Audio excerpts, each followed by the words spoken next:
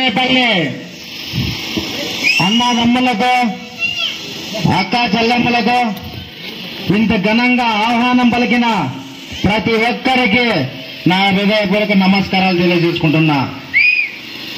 నేను మన గుమ్మనూరు జయరామ్ అన్న తమ్ముడు.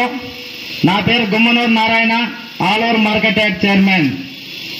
ఈరోజు మన బస్నేపల్లి గ్రామానికి ఈరోజు వచ్చినప్పుడు మీరు పలికిండే ఆహ్వానం చూస్తుంటే చాలా సంతోషంగా ఉంది నాకు. అక్క అన్న, ఎప్పటికీ మీ బస్నేపల్లి గ్రామం మా గుండెల్లో నిలిచిపోయే విధంగా మీరు ఈరోజు మాకు ఆహ్వానం పలికినారు.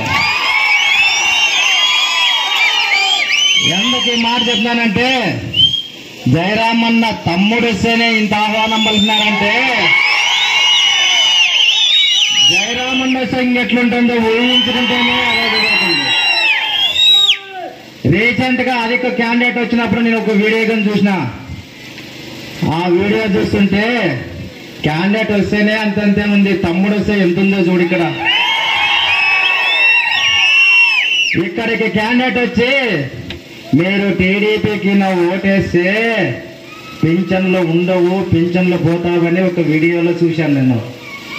పింఛన్లు ఇచ్చేకి తీసేసేకి ఆయన ఏమన్నా వాళ్ళ అబ్బ చెత్త ఏమన్నా ఇస్తారా మనకి? లేదు కదా.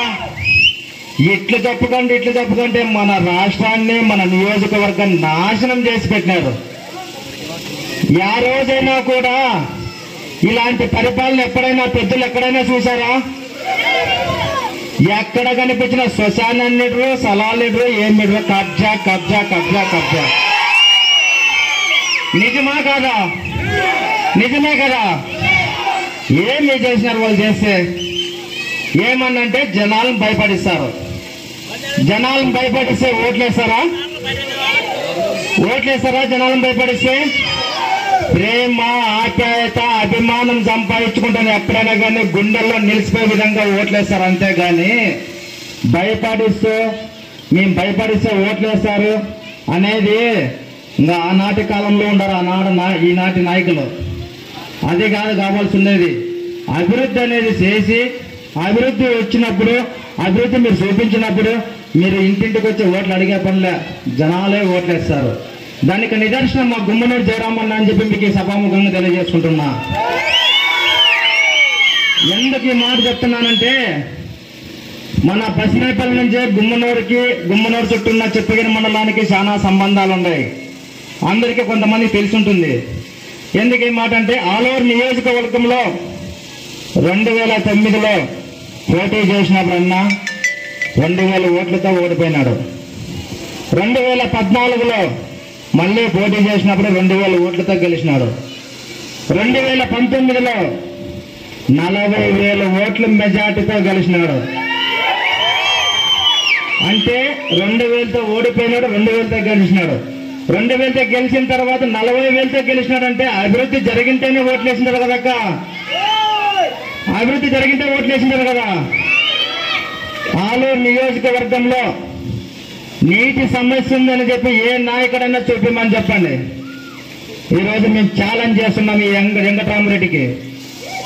ఈ గుంటకల్ నియోజకవర్గంలో గుత్తి పట్టణంలో, గుత్తికి సంబంధించిన మండలంలో ఎక్కడ పోయినా నీటి సమస్య, ఏ ఇంటికి పోయినా నీటి సమస్య గుత్తి పట్టణంలో అయితే. అదే కాకుండా వాళ్ళు చేసే పనులన్నీ ఎట్లున్నామంటే, గుత్తి చుట్టూ శ్మశానాలు వెళ్ళా, వాటర్ చెట్లు కట్టిండే, వాటర్ చెట్లు సప్పులు వెళ్ళా, పిల్లలు ఆడుకునే గ్రవన్లు ఇడలే. ఎక్కడైతే భూములు ఉన్నావో అక్కడ కనిపించిన భూముల్లా కబ్జా చేసేసినారు.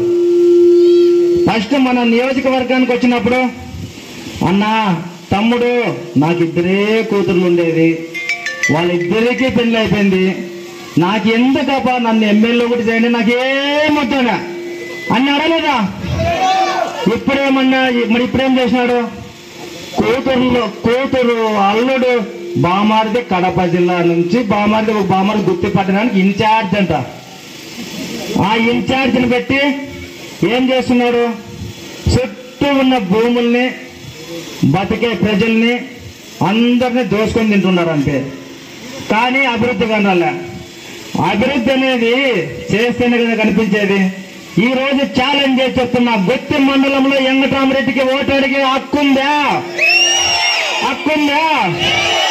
ఆ హక్కు లేకుండా చేసుకున్నాడు ఆయన. ఈరోజు మన చంద్రబాబు నాయుడు గారు మనకి సూపర్ 6 అనే పథకాలు పెట్టినాడు.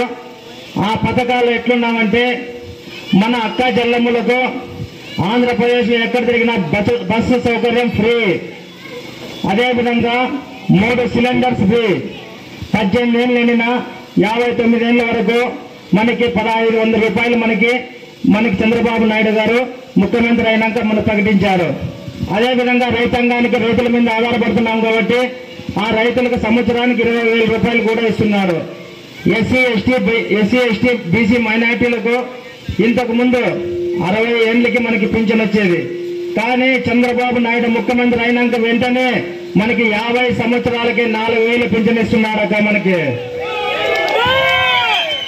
అదేవిధంగా మన చదువుకున్న పిల్లలు ఎవరైనా ఉద్యోగస్తులు లేక నిరుద్యోగులుగా ఉన్న వాళ్ళకి మెగా డిఎస్సి అని చెప్పి మొట్టమొదటి సంతకం డిఎస్సి పైన సంతకం పెడుతున్నాడు.